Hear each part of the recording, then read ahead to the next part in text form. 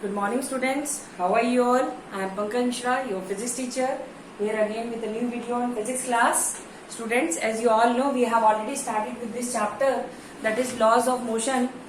In my first video of this chapter, I have told you about first law, that was regarding force. Definition of force was, we have discussed definition of force in that law. We have also discussed about law of inertia के बारे में मैंने आपको बताया था. ठीक है, first unit में हम लोगों ने contact and non contact force के बारे में बात की थी. Now today will start with second law of motion, जो कि हम लोग बेसिकली मोमेंटम के बारे में डिस्कस करेंगे. ठीक है, तो बिफोर स्टार्टिंग, वैसे तो हमें आज न्यूटन सेकंड लॉ पढ़ना है, but before starting second law will start with momentum. अब पहले हम लोग थोड़ा सा मोमेंटम के बारे में जानेंगे, क्योंकि मोमेंटम के बारे में आपको पता होगा तभी आप लोगों को सेकंड लॉ समझ में आएगा. ठीक है, तो लेट्स स्टार्ट विद मोमेंटम. पहले मोमेंटम पढ़ते हैं क्या होता है, पहले थोड़ा सा समझते हैं हम इसको. ठीक है, मोमेंटम के बारे में थोड़ा सा समझते हैं. जैसे आपने देखा होगा, अगर हम दो बॉडीज को ले लें, ठीक है, दो डिफरेंट बॉडीज ले लें, M1 M2 मान लीजिए, दोनों के मासेस अलग है. ठीक है, लेकिन वो सेम वेलोसिटी के साथ चल रही है. तो अगर हमें उन्हें रोकना है, we want to make those body in rest, state of rest में लाना है, then what we have to do, we have to apply the force. हम लोगों को क्या करना पड़ेगा, उसके अगेंस्ट में फोर्स लगाना पड़ेगा. लेकिन क्या आप जानते हैं कि कौन सी बॉडी में ज्यादा फोर्स लगेगा, किसमें कम फोर्स लगेगा?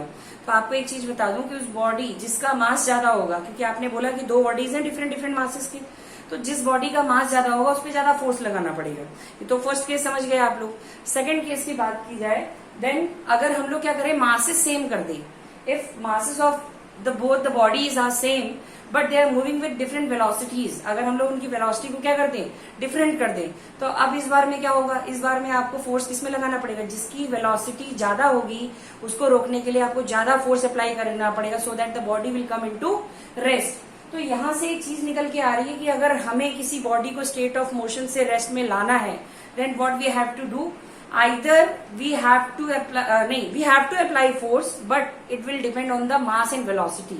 इसका मतलब हमें समझ में आया कि मोमेंटम ऐसी फिजिकल क्वांटिटी है जो कि मास पे भी डिपेंड करती है और वेलोसिटी पे भी डिपेंड करती है. इसका मतलब ये हुआ, मोमेंटम कैसे डिफाइन करेंगे, it is the product of mass and velocity. It is the product of mass and velocity. मतलब ये क्या है, मास ऑफ एंड वेलोसिटी का प्रोडक्ट है. It is represented by P and M into V होता है. क्या होता है, M into V, product of mass and velocity. अब अगर हम बात करें, जैसे कि मैं आपको हमेशा बताता हूँ, स्केलर है, वेक्टर है, यूनिट्स क्या है, ये सब भी यहीं भी डिस्कस कर लेते हैं, क्योंकि इसके बाद ही हम लोग सेकंड लॉ पे जाएंगे. ठीक है, और मैथमेटिकल प्रूफ भी मैं आपको सिखाऊंगा कि सेकंड लॉ से हम लोग फोर्स को भी डिफाइन कर सकते हैं. अभी एग्जाम्पल्स वगैरह भी डिस्कस करने हैं. तो देखिए, ध्यान से देखिए, यहाँ पे मास क्या है, मास तो आपने पढ़ा है स्केलर क्वांटिटी है, और ये क्या है, वेलोसिटी, क्योंकि डायरेक्शन होगी, तो ये कैसी क्वांटिटी है, वेक्टर. और product of scalar and vector quantity, हमेशा स्केलर और वेक्टर की क्वांटिटी वेक्टर ही होती है. तो ये कैसी क्वांटिटी होगी, वेक्टर. पहली चीज आपने पढ़ ली, ये वेक्टर होती है ये. सेकेंड, आपको यूनिट पढ़नी है, इसकी यूनिट क्या होगी, केजी, और इसकी यूनिट क्या होगी, मीटर पर सेकेंड. मतलब आपकी एसआई यूनिट हो गई केजी मीटर पर सेकेंड. अब आ जाते हैं हम लोग सीजीएस यूनिट के बारे में. तो सीजीएस यूनिट क्या होगी बताइए. अगर यहाँ केजी लिखा है तो केजी का ग्राम हो जाएगा, मीटर का सेंटीमीटर हो जाएगा, सेकंड तो सेकंड ही रहता है. इसका मतलब मोमेंटम ने आपने क्या पढ़ा, एक तो उसकी डेफिनेशन पढ़ी, product of mass and velocity. दूसरा आपने पढ़ा कि भैया ये क्या होता है, वेक्टर क्वांटिटी होता है. बिल्कुल सही है. फिर आपने इसकी यूनिट्स के बारे में डिस्कस किया, तो क्या हो गया आपका, यूनिट्स आपने डिस्कस की, तो ये हो गई केजी मीटर पर सेकेंड एसआई यूनिट में, और ग्राम सेंटीमीटर पर सेकेंड इसका सीजीएस यूनिट हो गया. तो ये रही बात आपकी मोमेंटम के बारे में. अब हम लोग थोड़ा सा बात कर लेते हैं कि ये आया कैसे. थोड़ा एक छोटा सा डेरिवेशन टाइप का आपको पढ़ना है इसमें, कैसे हमने ये समझा कि ये मोमेंटम में ये कहाँ से किस तरीके से लिया. तो मैथमेटिकली तो मैं बताऊंगा ही, लेकिन यहाँ पे आपको एक चीज दिख रहा होगा कि मोमेंटम जो है वो डायरेक्टली प्रोपोर्शनल है मास पे, और मोमेंटम जो है वो डायरेक्टली प्रोपोर्शनल है किसके, एक्सीलरेशन के, वेलोसिटी के.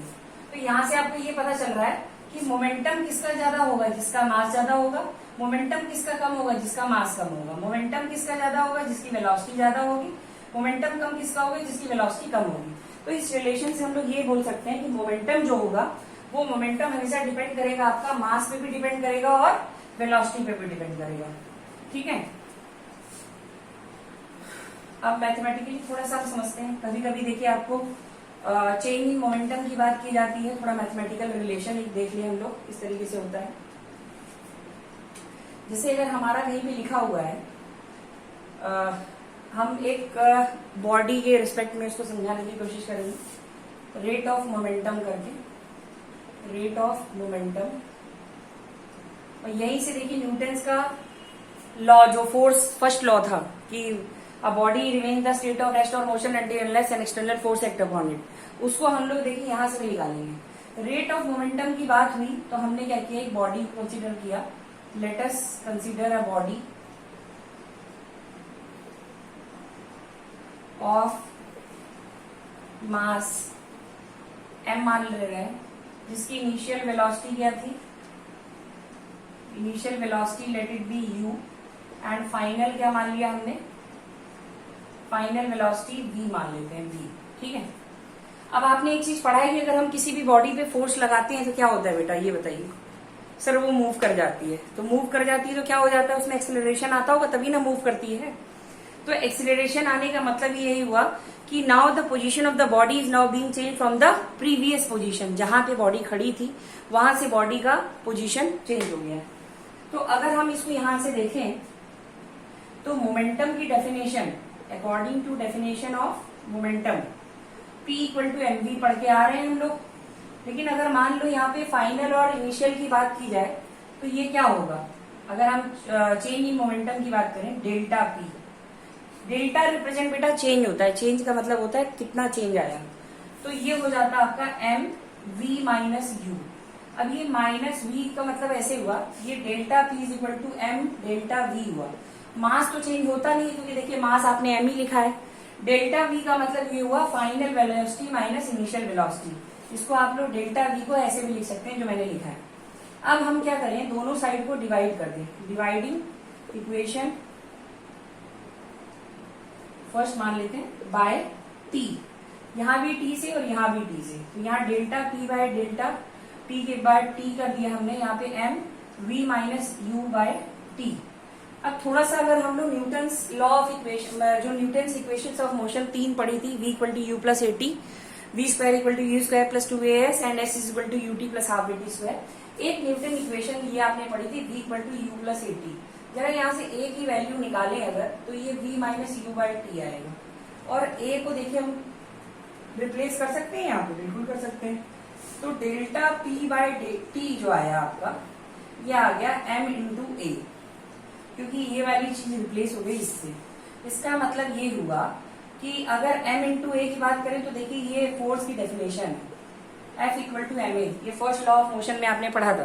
ठीक है, तो आप इसकी जगह जरा ये रखिए, तो डेल्टा p बाय टी मतलब rate of change of momentum, rate of change of momentum का मतलब हुआ डेल्टा t कर रहे हैं ना, t के रिस्पेक्ट में बात कर रहे हैं, तो ये F आ गया।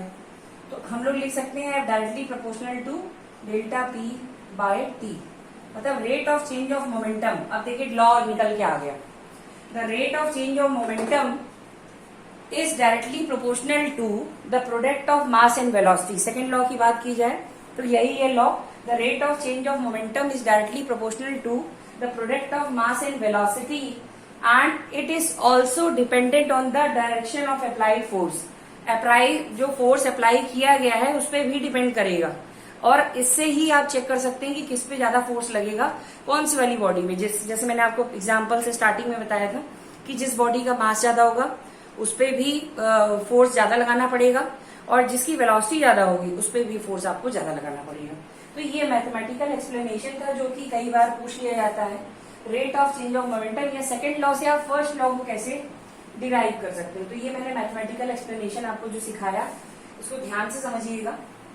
ठीक है, अब अगर हम लोग बात कर लें सब एटॉमिक पार्टिकल्स, या हम लोग एटॉमिक पार्टिकल्स की बात कर रहे हैं, जिसमें अगर हम मान लें कोई भी एटॉमिक पार्टिकल है जिसमें मास चेंज नहीं हो रहा है और वेलोसिटी जो है लाइट की स्पीड के बराबर, v equal to 3 into 10⁸ metre पर सेकेंड, तो वहां पे जानते हैं एक आपका रिलेशन निकल के आता है m equal to m0 √1 minus v by c का होल स्क्वायर। और यहाँ पे जैसे से ये v जो है ये very very less than c हो जाता है, ये चीज अगर आपकी खत्म हो जाती है तो m बराबर ये हट जाए, अगर लगभग इसके बराबर हो जाए, इक्वल टू कर दिया जाए, तो m equal to m not, मतलब दोनों का मास सेम ही रहेगा, mass will never get change. ठीक है, जैसे अगर आप रॉकेट के केस में पढ़ते हैं तो आपने पढ़ा होगा जैसे जैसे रॉकेट ऊपर की तरफ जाता है उसका मास कम होने लग जाता है। क्यों? क्योंकि जो उसका फ्यूल बर्न होगा तो उसकी वजह से क्या होगा, मास इसका कम होता चला जाएगा, और मोमेंटम पे भी डिपेंड करेगा, क्योंकि आपने ये भी पढ़ा है कि मोमेंटम केवल मास पे ही नहीं डिपेंड करता है, वेलोसिटी पे भी डिपेंड करता है। ठीक है, तो अब थ्रस्ट लग रहा है नीचे की तरफ से और ऊपर की तरफ जा रहा है, तो धीरे धीरे उसका क्या होगा, मास भी कम होता चला जाएगा। तो हम लोगों ने मैथमेटिकल डेरिवेशन पढ़ लिया, ये भी पढ़ लिया। फोर्स की यूनिट्स भी इसी यूनिट में है, लेकिन मैंने आपको ऑलरेडी बता चुका हूँ फोर्स की यूनिट कैसे निकलती है। ग्रेविटेशनल यूनिट वगैरह भी फोर्स की कभी कभी पूछ लिया जाता है। ग्रेविटेशनल यूनिट ऑफ फोर्स तो kgf होती है, इसको बहुत अच्छे से याद रखिएगा। और 1 kgf किसके बराबर होती है, 9.8 न्यूटन। और ग्राम फोर्स की बात किया जाए, 1 ग्राम फोर्स तो 980 डाइन, ये आपकी ग्रेविटेशनल यूनिट है। बाकी 1 न्यूटन इक्वल टू 10⁵ डाइन, ये मैं आपको ऑलरेडी बता चुका हूँ। ठीक है, ये चीजें आपको अच्छे से याद रखनी है। 1 newton equal to how many dyne, क्योंकि इसके लॉस के बेस पे कभी कभी यूनिट्स वगैरह भी पूछ ली जाती है। अब लास्ट एक से एग्जाम्पल बचते हैं मोमेंटम वाले केस में। ठीक है, मोमेंटम की जो एग्जाम्पल है, या सेकंड लॉ की बात की जाए, क्योंकि सेकंड लॉ पूरा मोमेंटम पे है, तो एग्जाम्पल्स की बात अगर हम लोग करें तो बुक में आपके कई एग्जाम्पल दिए हैं, एक तो मैं डिस्कस कर लेता हूँ आपके साथ। जैसे आपने देखिए क्रिकेट खेला होगा, ठीक है, तो क्रिकेट खेला होगा तो आपने देखा होगा जब बैट्समैन शॉट लगाता है तो जो फील्डर कैच करने की कोशिश करता है, देन व्हाट ही डू, वो क्या करता है, अपने हाथ को पीछे की तरफ खींचता है। क्योंकि आपने पढ़ा, देखिए अभी आपने पढ़ा कि delta p is equal to m v minus u by t. ठीक है, v minus u by t, अगर हम इसको ऐसे बात करें तो ये m v by t minus m u by t, यही तो बात हुई, डेल्टा पी, और टी नीचे लगा देंगे।